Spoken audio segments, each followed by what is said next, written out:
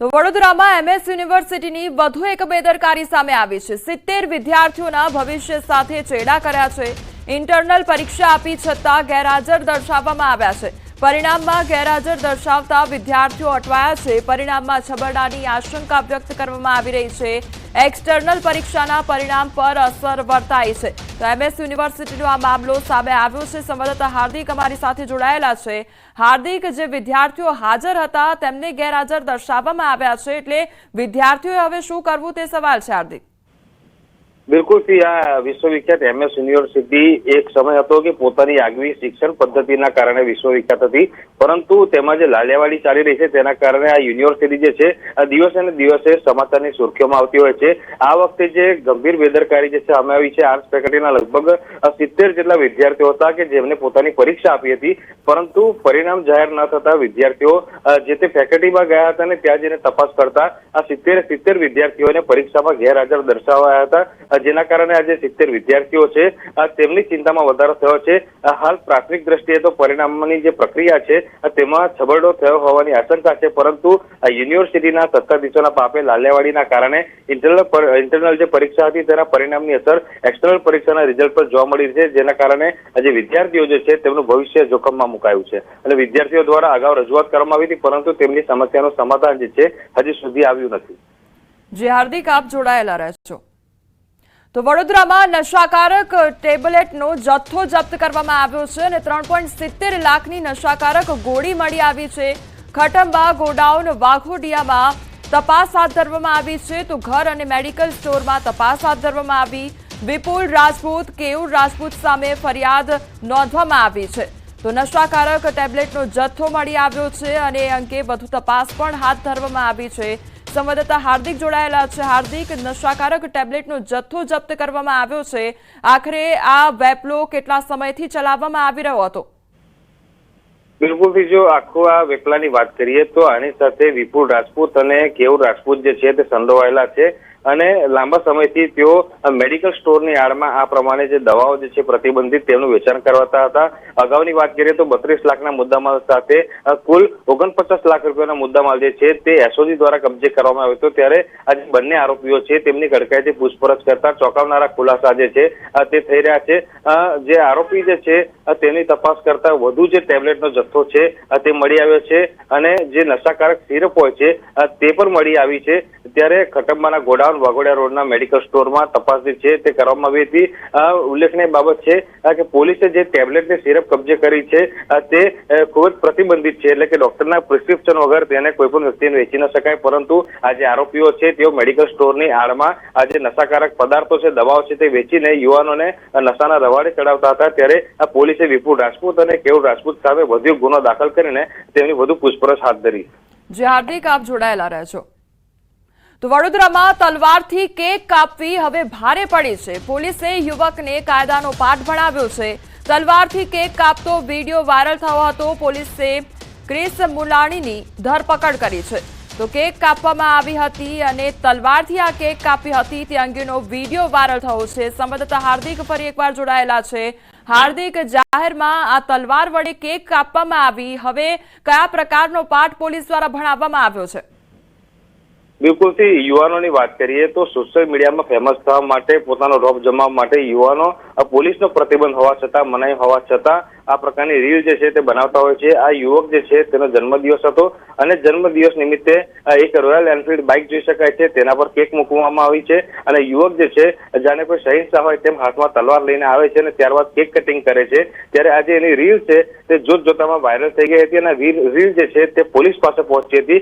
ત્યારે પોલીસે IP address છે તેના આધારે તપાસ કરી હતી અને ત્યારબાદ આજે યુવક છે કે જે વારસી વિસ્તારનો વતની છે ક્રિસ મુલાણી, તેના વિરુદ્ધ જાહેરનામા ભંગનો ગુનો દાખલ કર્યો છે અને તેની અટકાયત કરીને તેની પાસેથી આ રીલ બનાવવા માટે વપરાયેલી જે તલવાર છે તે પણ કબજે લેવામાં આવી છે। ઉલ્લેખનીય બાબત છે કે પોલીસ દ્વારા રોજે રોજ આ પ્રકારના રીલ બનાવતા યુવકો છે તેમની સામે કાર્યવાહી કરવામાં આવી રહી છે, પરંતુ આ યુવાનો છે તે સુધારવાનું નામ નથી લઈ રહ્યા। જે હાર્દિક, સમગ્ર માહિતી બદલ આપનો આભાર। મહેસાણામાં શોભાસણમાં લગ્નના વરઘોડામાં ડખો થયો અને લગ્નના વરઘોડામાં અન્ય લોકો નાચતા બહાર કાઢતા બબાલ સર્જાઈ હતી। કૌટુંબિક કાકાએ અન્ય ગ્રામજનોને વરઘોડામાંથી બહાર કાઢ્યા હતા। વરઘોડામાં નાચતા અટકાવનાર કૌટુંબિક કાકા ઉપર ટોળાએ હુમલો કર્યો હતો। હથિયારો સાથે 11 લોકોના ટોળાએ હુમલો કર્યો તો કૌટુંબિક કાકાને હથિયારથી આડેધડ માર મારવામાં આવ્યો હતો। તેમજ હુમલા બાદ ટોળાએ છૂટા પથ્થરો પણ માર્યા હતા। પથ્થરમારામાં એક મહિલા સહિત કુલ 4 ઘાયલ થયા છે। હુમલા કેસમાં એક મહિલા સહિત કુલ 11 સામે ગુનો નોંધાયો છે। મહેસાણા તાલુકા પોલીસ સ્ટેશનમાં ગુનો નોંધાયો છે। સંવાદદાતા કેતન મારી સાથે જોડાઈ ગયા છે। કેતન, વરઘોડામાં ડખો થયો અને જાને આ નાસ્તા હતા તેમને અટકાવી દેવામાં આવ્યા। કયા પ્રકારની ઘટના સર્જાઈ હતી? ચોક્કસથી કોમલ જણાવી દઉં તો મહેસાણાના શોભાતોન ગામમાં લગ્નનો વરઘોડો હતો। તેમાં સમય અન્ય જે લોકો હોય છે તે નાચતા હતા। કૌટુંબિક જેમનો વરઘોડો હતો તેમના કૌટુંબિક કાકા દ્વારા લોકોને સમજાવ્યા હતા અને તેમને બહાર કાઢ્યા હતા। ત્યારે આ જે લોકો છે તેમને નાચતા અટકાવ્યા હતા તેવા કૌટુંબિક કાકા ઉપર ટોળાએ હુમલો કર્યો હતો। હથિયાર સાથે અંદાજિત 11 જણાના જે લોકો હોય છે તેમને હુમલો કર્યો હતો। કૌટુંબિક જે કાકા હોય છે તેને હથિયારથી આડેધડ મારવામાં આવ્યો હતો। હુમલા બાદ ટોળાએ છૂટો પથ્થરમારો પણ કર્યો હતો। આ મામલે હાલમાં જે એક મહિલા સહિત ટોટલ 4 લોકો ઘાયલ થયા છે। હુમલામાં એક મહિલા સહિત કુલ 11 લોકો સામે હાલમાં મહેસાણા તાલુકા પોલીસ સ્ટેશન ખાતે ગુનો નોંધી પોલીસે આગળની કાર્યવાહી હાથ ધરી છે। જી કેતન, સમગ્ર માહિતી બદલ આપનો આભાર। આણંદમાં અસામાજિક તત્વો સામે કાયદાનો સકંજો કસાયો છે। જિલ્લા પોલીસે 39 અસામાજિક તત્વોની યાદી તૈયાર કરી કાર્યવાહી કરી છે। પ્રોહિબિશનના ગુનાના 10 આરોપી, જુગાર ધારાના 2, શરીર સંબંધિત ગુનાના 15, મિલકત સંબંધિત ગુનાના 1 અને પશુ સંરક્ષણ કાયદાના 11 આરોપીઓ સામે કાર્યવાહી કરવામાં આવી છે। ખંભાતમાં એક આરોપીનું ગેરકાયદેસર વીજ જોડાણ કાપવામાં આવ્યું, જ્યારે અન્ય એક આરોપીનું ગેરકાયદેસર બાંધકામ તોડી પાડવામાં આવ્યું છે। આણંદ પોલીસની કડક કાર્યવાહીથી અસામાજિક તત્વોમાં ફફડાટ ફેલાયો છે। ડાંગના સાપુતારા ખાતે અકસ્માતની ઘટના બની છે। ફોટોગ્રાફી કરતા યુવકની બાઇક ખીણમાં ખાબકી હોવાની ઘટના બની છે। ટેબલ પોઈન્ટ પર અકસ્માત સર્જાયો હતો। બાઇક ખીણમાં ખાબકતા યુવકનું મોત નીપજ્યું છે। બ્રેક ફેલ થતા અકસ્માત સર્જાયો હતો।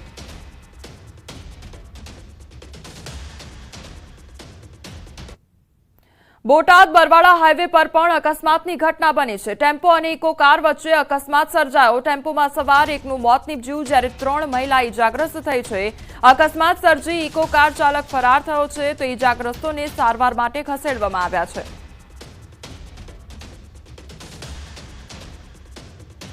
બનાસકાંઠાના વડગામના અહમદપુરા ગામે ઘઉંના ખેતરમાં ભભૂકી છે આગ અને ખેતરમાં શોર્ટ સર્કિટના કારણે અચાનક આગ ભભૂકી ઉઠી। આગને કારણે 1.5 વીઘા જમીનમાં તૈયાર થયેલો ઘઉંનો પાક બળીને ખાક થઈ ગયો। ઘટનાને પગલે ખેડૂતને માથે આબ ફાટ્યા જેવી સ્થિતિ સર્જાઈ છે। સદનસીબે મોટી જાનહાનિ ટળી છે। ગીર સોમનાથ જિલ્લાના પ્રાસલી માર્કેટિંગ યાર્ડ ખાતે તુવેરની ખરીદીને લઈ ખેડૂતોને મુશ્કેલી વધી છે। ટેકાના ભાવે ખરીદેલી તુવેર રિજેક્ટ કરાતા ખેડૂતોમાં ભારે રોષ જોવા મળ્યો છે। ખેડૂતોનો આરોપ છે કે 8 દિવસ પહેલા તુવેરનું વેચાણ કર્યું હતું। તુવેર ગોડાઉનમાં પણ પહોંચી ગઈ હતી। હવે 8 દિવસ બાદ તુવેર રિજેક્ટ કરી પરત કરવામાં આવી રહી છે। તુવેરનું વેચાણ કરી તેને ડમ્પ કરી દીધા બાદ તેને રિટર્ન કરાતા ખેડૂતોને બમણી મુશ્કેલી વેઠવી પડી રહી છે। આ તરફ ગુજકો માસોલના પ્રતિનિધિનું કહેવું છે કે તુવેર પેરામીટરમાં ન આવતી હોવાથી રિજેક્ટ કરવામાં આવી છે। અત્યારે મને એમ કીધું છે કે તમારી તુવેર રિજેક્ટ થઈ છે, એટલે અત્યારે અમે ભરવા આવ્યા છે। 2 ટ્રેક્ટર તુવેર લઈને આવ્યા હતા અને 2 ટ્રેક્ટર રિજેક્ટ કર્યા છે। પછી અહીંયા લઈ આવ્યા તો એ 4% ડેમેજ કાઢ્યું।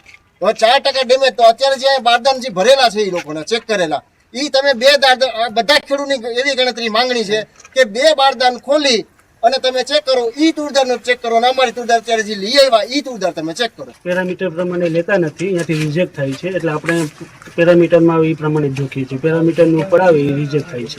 ગોડાઉનમાં રિજેક્ટ થાય છે તો ફરીથી અહીંયા આવે છે તો આપણે પાછા એ ખેડૂતોને સોંપી દઈએ છીએ।